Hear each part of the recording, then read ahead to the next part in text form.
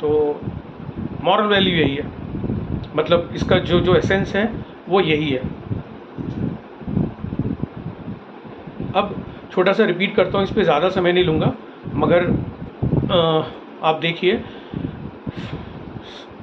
मेरे right hand corner पे एक कुंडली है ना, जो कि मुझे रुचि जी ने भेजी थी, इनफैक्ट व्हाट्सएप ग्रुप में डाली थी। तो ये उन्हीं एक जाति का, उनमें से एक जिन्होंने 3-4 कुंडलियाँ भेजी, उनमें से उस जातिका की कुंडली है जिसका डिवोर्स वो लेना चाह रही हैं।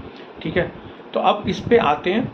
मैं थोड़ा सा रिपीट कर देता हूँ कि मैं इन चीज़ों पे कभी भी ये बोलता हूँ कि आप कभी भी इस पे ध्यान ना दें। किन चीज़ों पे ध्यान ना दें?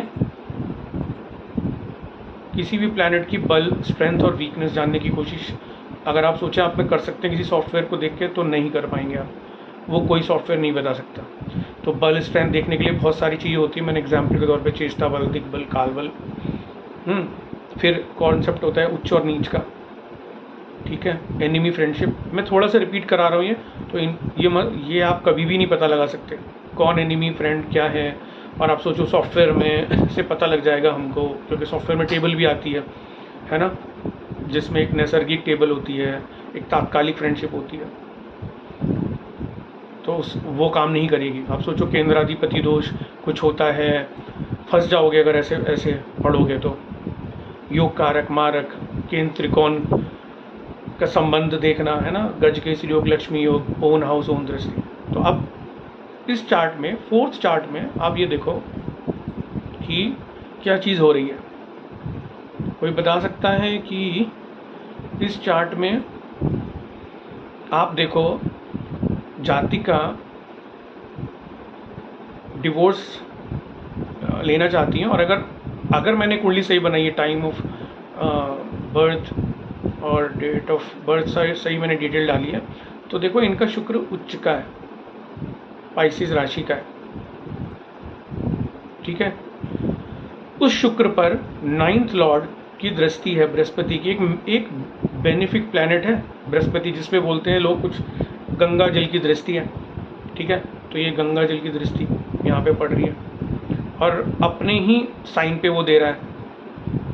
साइन जहाँ की पाइसिस है उसका घर लोग कहेंगे घर है। तो आप बताइए कि एक तो ये चीज़, मतलब ये आपको सोचना है, आपको thought, I am giving you food for thought. पहला तो मैंने आपको ये चीज़ पूछ रहा हूँ मैं आपसे, सोचो खुद। एक ये बन रहा है तो लक्ष्मी योग, मंगल एंड चंद्रमा का। अब कोई बोलेगा नहीं सर ये तो थोड़ा सा डिग्निटीज़ की स्पॉइल है, क्योंकि यहाँ पे मंगल नीच का है। तो मैं बोलूँगा मंगल नीच का है, चंद्रमा अपनी राशि में, तो ये एक नीच भंग राजयोग है।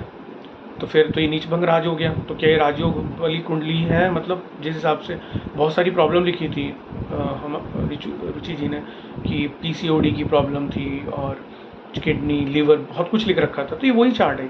तो आप देख लो, इसमें शुक्र उच्च का है, बेनिफिक की दृष्टि है, जो कि बेनिफिक वो भी छोटा मोटा नहीं, 9th लॉर्ड है, भागेश है, वो देख रहा है। सोचो आप, सोचने वाली बात है नहीं है? तो कहने का मतलब ये है, रिपीट कर रहा हूँ, इस चार्ट के माध्यम से कुछ भी ऐसा नहीं होता उच्च नीच, ऐसा कुछ भी नहीं होता कि वो अपने घर को देखेगा तो उसे बचाएगा, वो अपनी दृष्टि से अपने घर को बचाएगा। 9th लॉर्ड है तो बिल्कुल वो ऐसा करेगा, है ना? ऐसा कुछ भी नहीं होता है। तो आपको सिर्फ बार बार यही बता रहा हूँ कि ये सिर्फ किताबी चीज़ें हैं, और इससे कभी कोई रिज़ल्ट हमको नहीं मिलेगा, कभी भी कुछ रिज़ल्ट नहीं मिलेगा जो हम देखना चाह रहे हैं।